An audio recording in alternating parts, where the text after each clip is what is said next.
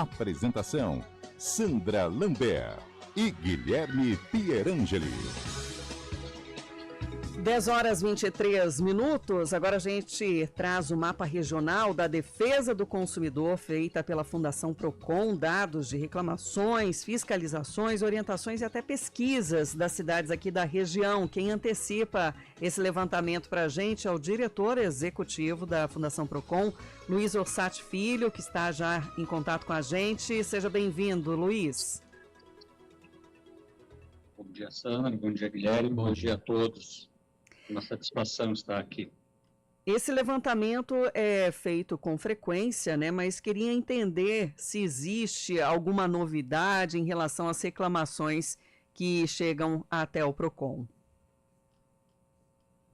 Bom, primeiramente é importante só esclarecer que esse mapa é uma análise regionalizada das ações do Procon do Estado de São Paulo, seja elas com relação à fiscalização, orientação, bem como as reclamações dos consumidores aqui de Campinas, de toda a região, que abrange nossa regional, abrange 90 municípios aqui. E é claro, né, um dos pontos fundamentais é com relação às reclamações dos consumidores.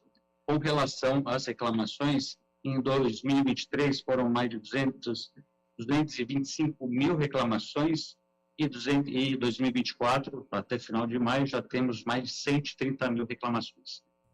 Basicamente, os dois maiores nichos de reclamações são com relação ao crédito consignado, crédito este não solicitado pelo consumidor, bem como com ausência de informações fundamentais, sejam elas com relação aos contratos, juros, etc.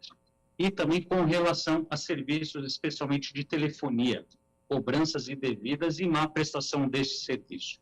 Com relação às fiscalizações, às reclamações dos consumidores, esses são os principais segmentos mais reclamados aqui da região. Uhum. E até pensando, né, nessas reclamações de consumidores, e a gente percebe que se mantém, então, em relação à liderança desse ranqueamento comparado a 2023, né?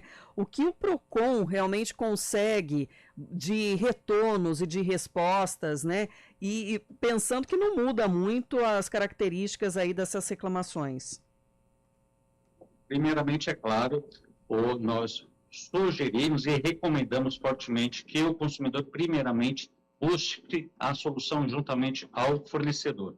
Verifique as possibilidades com relação a essa tratativa diretamente com o fornecedor. Caso não seja exitoso, aí sim faça a sua reclamação junto ao Procon da sua cidade ou do Estado de São Paulo, seja presencial ou pelo site do Procon, procon.sp.gov.br. Nós temos um índice de solução de casos de aproximadamente de 85%. Por isso que é fundamental o consumidor fazer sua reclamação, primeiramente junto ao fornecedor e após, claro, junto ao Procon. É importante ressaltar que isso tudo é importante, que nós, do Procon do Estado de São Paulo, também foca muito a questão de orientação. Orientar o fornecedor para que ele tenha conhecimento das normas, das normativas, da legislação, uma vez que um fornecedor bem orientado, ele vende melhor e traz, então, um consumidor mais satisfeito com relação a isso. Uhum. Pensando nesse consumidor que é mais consciente e até busca, né, os seus direitos, né, em relação ainda à possibilidade dessa conversa do Procon junto às empresas, né, porque existe alguma falha, né, nessa comunicação. Se o consumidor tenta, primeiramente, essa negociação, né, direta ali com a empresa e não consegue, aí vai até o Procon. Vocês percebem essa dificuldade, essa clareza ou transparência da comunicação também e alguma cobrança junto às empresas?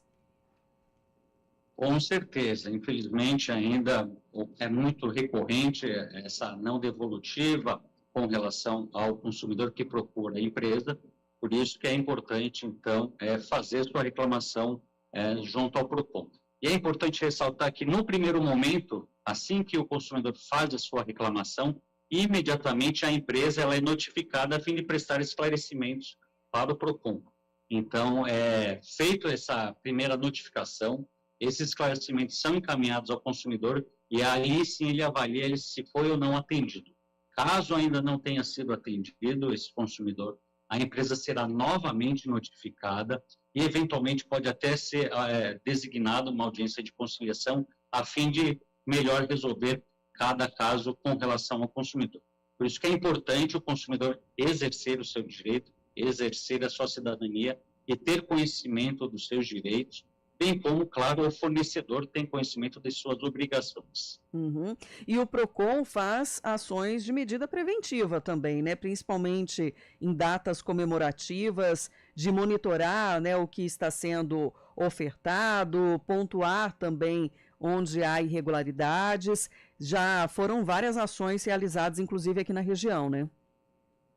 Sim, em datas comemorativas nós realizamos também pesquisas a fim de aferir o preço, a fim que seja mais um elemento, né, de pesquisa para o consumidor, a fim que ele realize o seu consumo de uma maneira mais adequada e mais consciente. Nessas datas comemorativas também focamos muito a fiscalização preventiva, orientando muito, principalmente, os estabelecimentos, a fim que preste um melhor serviço ao consumidor. E o PROCON Digital é um facilitador para esse acesso do consumidor, da população?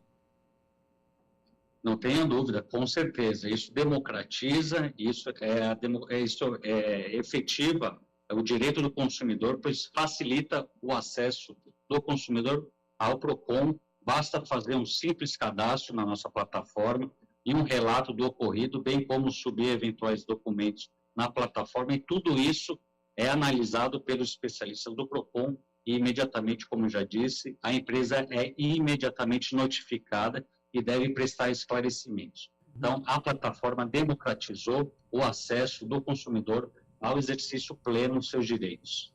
E vocês estão com comissões temáticas agora, né, em relação a mudanças climáticas, jogos e apostas. Eu poderia falar um pouquinho mais sobre isso?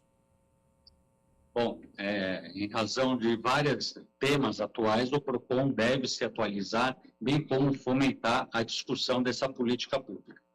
Jogos e apostas é uma realidade posta, e isso impacta diretamente, né, a vida do consumidor, bem como de sua família. Então, não só o aspecto do consumo em si, dessas plataformas, que deve seguir toda uma legislação posta, Código de Defesa do Consumidor, bem como os efeitos que o consumo deste segmento pode desdobrar com relação à família, à sociedade como um todo. Esse é uma dos temas abordados. Temos também outras comissões com relação a eventos climáticos extremos, também uma outra realidade, infelizmente, posta na nossa sociedade. Esses eventos estão cada vez mais recorrentes e, infelizmente, não podem mais ser considerados extraordinários, bem como, enfim, todos os desdobramentos destes. E, além disso, claro, outros temas também estão postos, né, em discussão. Comércio digital, que também é uma outra realidade posta. Essas comissões têm a intenção de discutir e principalmente proteger o consumidor e fomentar, né, o aperfeiçoamento da legislação consumerista. Luiz Ossati Filho, diretor executivo da Fundação PROCON, obrigada pelas informações compartilhadas com os nossos ouvintes. Nós que agradecemos, ficamos à disposição. Bom dia a todos. Bom dia.